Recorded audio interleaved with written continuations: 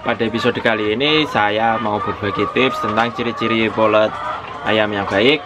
Jadi pantengin sampai akhir ya.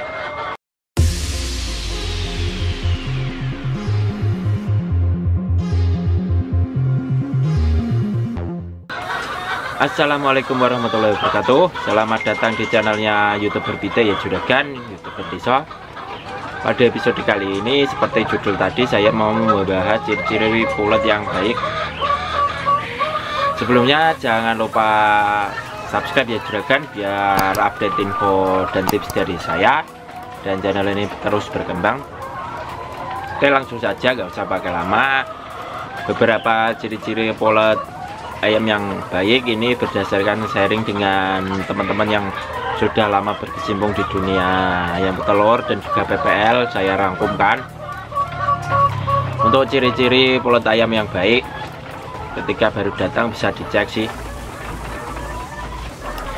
Untuk polet kan memang sebenarnya ya kalau bisa dipantau langsung ke penjualnya lebih bagus, tapi kan kadang juga ada yang model percaya sama penjualnya aja. Tapi ketika polet baru datang bisa dicek bagaimana ciri-ciri ayam yang bagus, bisa dicek mungkin sekitar 10% dari jumlah populasi. Oke, langsung saja. Yang pertama itu wajah ayam itu cerah dan merah.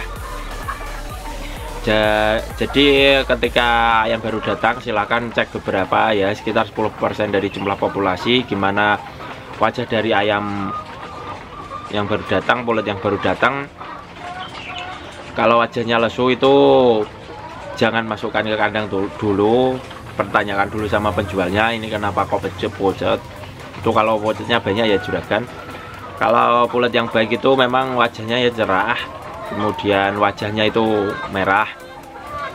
Itu untuk wajah ayam. Kemudian yang kedua itu bisa dilihat dari matanya ayam.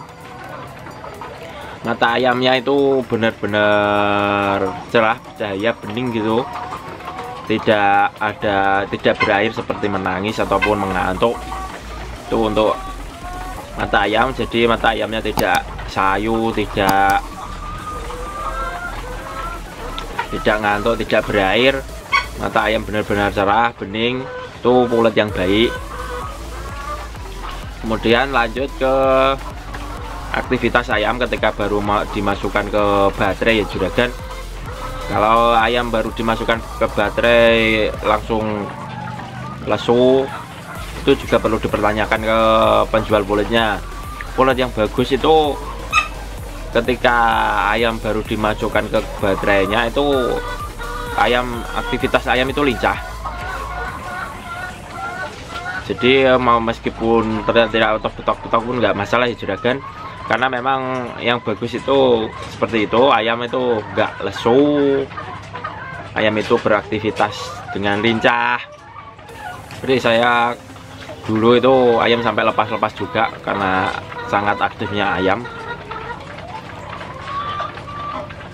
Kemudian lanjut ke bulu ayam yang ya juragan. Bulu ayam yang baik, bulu polet maksud saya, maaf, itu yang bagus itu bulunya itu mengkilat. Kalau bulunya mengkilat bersih itu pasti ayam sehat. Karena kalau bulu ayam itu kusam, tidak mengkilat, tidak bersih, bisa dikatakan poletnya sedang sakit ya, ayamnya sedang sakit. Jadi kalau bisa itu tadi bisa dicek 10% dari jumlah populasinya. Itu secara fisik dari luar bisa dilihat langsung gimana bulu-bulu dari ayam itu, apakah mengkilat, bersih atau tidak. Itu kan bisa dicek ya juragan. Kemudian selanjutnya itu coba cek kakinya ya juragan. Kaki ayam yang bagus itu, polet yang bagus itu kakinya bersih, kokoh, dan juga panjang. Kenapa? Karena memang kalau nggak panjang itu dikhawatirkan nanti ayam akan lumpuh karena harus menopang bebannya. beban berat badan ayam itu, maksud saya. Jadi pastikan kaki ayam itu besar, panjang, dan kokoh. Kalau kakinya kecil tapi tubuhnya besar, itu juga perlu dipertanyakan sama penjual poletnya ya juragan. Itu untuk kakinya. Kemudian masalah bobot yang selanjutnya itu bisa dicek untuk masalah bobot. Cuma ini agak sulit sih, karena kadang mungkin nggak semua penjual polet sih. Kadang ada beberapa oknum penjual yang mengakali berat badan ayam dengan cara memberikan pakan ayam broiler. Jadi yang seharusnya umur 16 minggu cuma umur 15 mingguan itu dikirim, atau bisa juga 14 minggu dikirim, tapi diberi makan pakan ayam broiler. Jadi ayam kelihatan gemuk dan berat badannya juga ada berisi. Itu tidak bisa dipatokan sih, karena memang ya itu kita juga tidak tahu. Tapi untuk sebagai acuan juga ya nggak masalah sih, bagi checklist saja. Untuk tabelnya bisa dilihat seperti ini ya juragan. Untuk tabel berat badan ayam standarnya sih, kalau untuk 16 minggu harusnya kurang lebih 1,4 ya, kalau nggak salah seingat saya. Itu sharing dulu. Selanjutnya usia 16 minggu. Usia 16 minggu itu usia yang pas, tinggal menunggu beberapa minggu, 3-4 minggu ayam pasti akan mulai berproduksi. Nah itu balik lagi ke penjualnya ya juragan. Kalau memang benar-benar penjual yang baik, jujur, itu pasti ngasih 16 minggu. Tapi kadang seperti yang saya bahas di poin bobot tadi, kadang ada juga penjual yang oknum penjual, maksud saya, yang ya seperti itulah, bukan rahasia umum lagi. Kemudian yang selanjutnya itu mintalah daftar checklist vaksin dari polet para juragan. Tentu saja untuk vaksin ini kan pasti penjualnya punya checklistnya. Maksud saya itu penjualnya sudah punya checklistnya, apa aja vaksinnya sudah dilaksanakan, itu kan tentu saja punya checklistnya. Nah itu coba diminta, karena berdasarkan pengalaman teman saya itu ada vaksin yang belum masuk dan akhirnya ayamnya tidak bisa produksi secara maksimal. Dari jumlah populasi cuma bertelur 50%.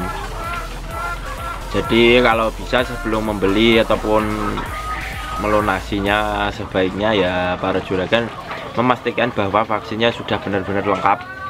Dan kalau bisa beri jaminan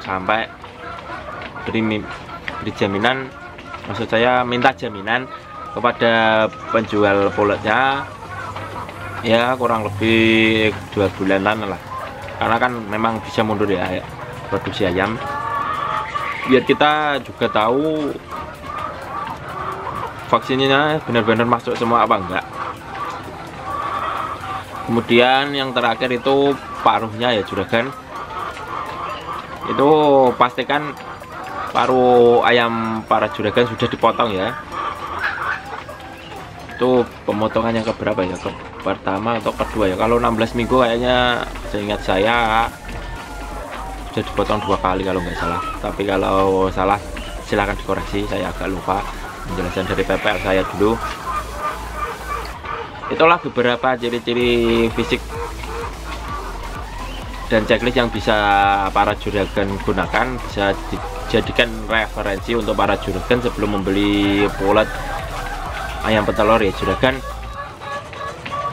Jadi pastikan, namanya investasi kan, pastikan benar-benar beli polet yang top.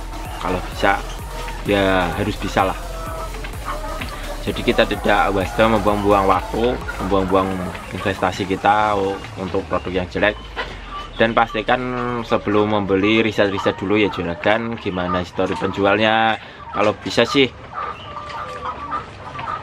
koordinasi dengan PPL untuk mencarikan penjual bibit yang rekomendasi. Itu saran saya untuk para juragan yang mau memulai bisnis ayam petelur ataupun sebagai tambahan ilmu aja. Jika ada yang kurang dari saya silahkan tambahkan di komentar ya juragan, atau ada salah dari saya silahkan dikoreksi di komentar ya juragan. Sekian dulu untuk episode kali ini. Tunggu tips saya selanjutnya di video selanjutnya. Like jika info dari saya ini bermanfaat, like jika info dari saya ini tidak berguna sama sekali. Share, komen, dan subscribe jika masih ingin update info-info dari YouTube Bisa. Saya Dedi, stay focus and make dream come true. Tetap di rumah aja ya juragan. Semoga pandemi ini, wabah ini, virus ini segera berlalu dengan datangnya bulan Ramadan, dan kita bisa beraktivitas leluasa seperti semula, perekonomian kembali lancar. Mudah-mudahan saya dan keluarga dan para juragan-juragan yang menonton video saya ini dijaga sama Tuhan Yang Maha Esa. Sekian dulu dari saya. Wassalamualaikum warahmatullahi wabarakatuh.